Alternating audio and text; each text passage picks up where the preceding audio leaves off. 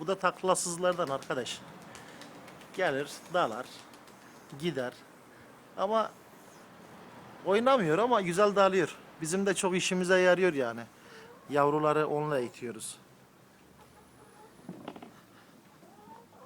Reis kardeşim Facebook'ta takılıyor.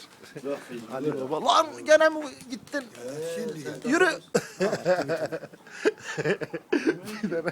bir tane, yalnız bir tane mi attı? Zaten. O namussuz zaten 3-4 tane 3-4 tane vursaydı zaten Fransa kupasında zaten şeye uçardı. Yürü. Yürü. Allah'ım. İki yapsa tamam olacak. Hayatta da geçmez bu.